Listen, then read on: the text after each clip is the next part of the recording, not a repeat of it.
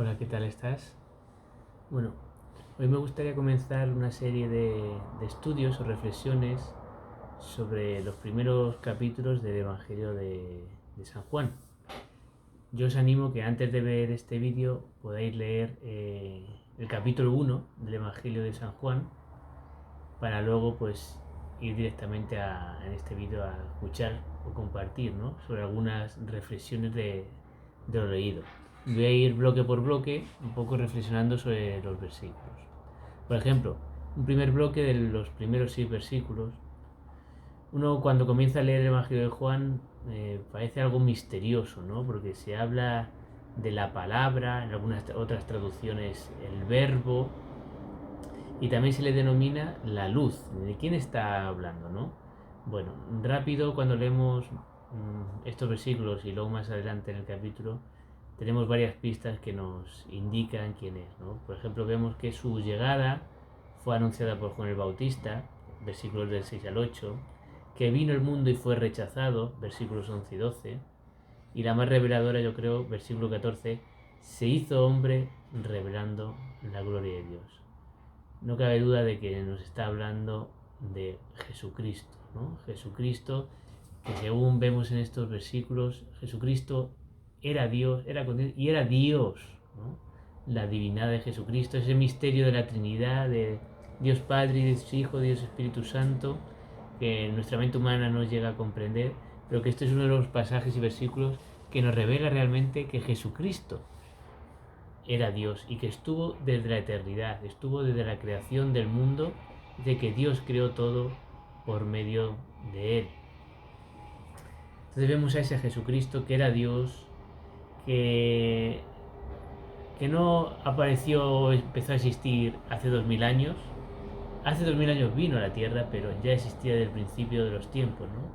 Y es una gran diferencia de este Evangelio de Juan con los otros 3 evangelios. Los otros 3 evangelios comienzan con el nacimiento de Jesús terrenal en la tierra, pero Juan comienza desde el principio, como Jesús ya existía desde el comienzo de la existencia, ¿no?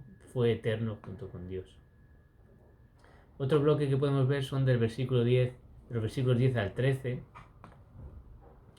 nos muestra cómo Jesús tomó la decisión de abandonar su trono, de abandonar los cielos, para venir aquí a la tierra, hacerse hombre, sufrir como ser humano, dejando su, vamos a decir, comodidad o divinidad, su celestial grandeza en los cielos, para humillarse, a convertirse en hombre y sufrir como hombre aquí en la tierra. Y muchos dicen que le rechazaron, pero otros realmente creyeron en él. ¿Y qué nos dicen estos versículos de 10 al 13? ¿Qué ocurre con los que creen en Él? A veces se habla de que todos somos hijos de Dios, pero estos versículos lo dejan claro. Solo son hijos de Dios aquellos que creen en Jesucristo. Y no creer de una manera intelectual. Creer que sí, que existe alguien, existe algo, existió Jesucristo como personaje humano, no. Sino esa creencia debe ir más allá, confiar nuestra vida en Él, realmente que Él sea lo más importante para nuestra vida y que realmente confiemos en que la única manera de ir al cielo es por su sacrificio en la cruz. Esa creencia verdadera es la que nos hace realmente hijos de Dios, que Dios nos adopte como sus hijos.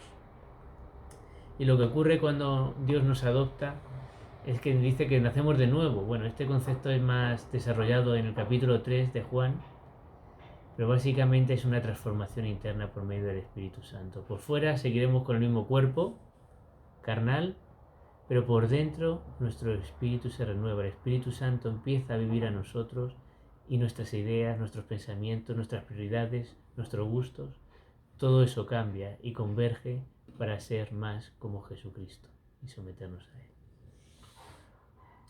Luego el versículo 14 nos dice cómo vuelve a reincidir cómo Jesús se hizo hombre, vino a vivir entre nosotros.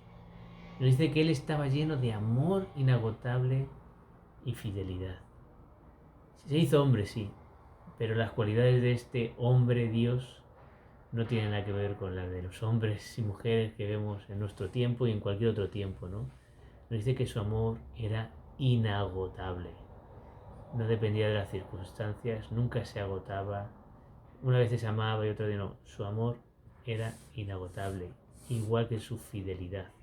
Su amor fue tan grande que decidió morir por nosotros, sin conocernos, aún rechazando. Muchos le rechazaron, luego terminaron creyendo en él, muchos, ¿no? También. Pero aún cuando no creían en él, murió para que todos ellos tuvieran la oportunidad, repitiéndose sus pecados, alcanzar la salvación y el perdón de Dios. Y luego su fidelidad, cumplió todo lo que de él se hablaba en el Antiguo Testamento y cumplió con todo lo que él se comprometió que iba a hacer. Una de esas cosas, morir en la cruz. Y también él nos dice que volverá por segunda vez y esperamos que también se cumpla por su fidelidad. Luego del versículo del 15 al 18 vemos que Juan el Bautista anuncia su venida. Este Juan el Bautista es diferente del autor de este Evangelio Juan. El autor de este Evangelio de San Juan fue uno de los apóstoles, el apóstol Juan. Juan el Bautista era un profeta que anunciaba la venida de Jesucristo. Y nos dice que de Jesucristo hemos recibido muchas inmerecidas bendiciones.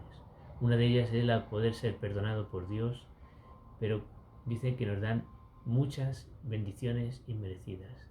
Muchas veces demandamos de Dios como si Dios tuviera la obligación de darnos bendiciones o Jesucristo, pero realmente las bendiciones que recibimos realmente son inmerecidas, no las merecemos.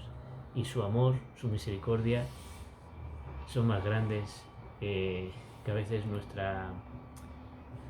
nuestros fallos, nuestros errores, nuestras debilidades. Y es por ello que nos sigue bendiciendo y perdonando a aquellos, especialmente a aquellos que se arrepienten de sus pecados. Y tenemos que decidir, ¿no? Este Jesús que se nos presenta, este Jesús Dios, este Jesús con un amor inagotable, que dio su vida por nosotros. ¿Qué hacemos ante su existencia? ¿Vivimos como si nada? ¿Lo obviaremos? ¿O realmente tomaremos la decisión de seguirlo, de confiar en Él, de creer en Él y ser adoptados como hijos de Dios para llevar una vida junto con Él, junto con Dios, reconciliados con Él y dejando de amar tanto a este mundo y poniendo en nuestras vidas primero a Dios y luego las demás cosas?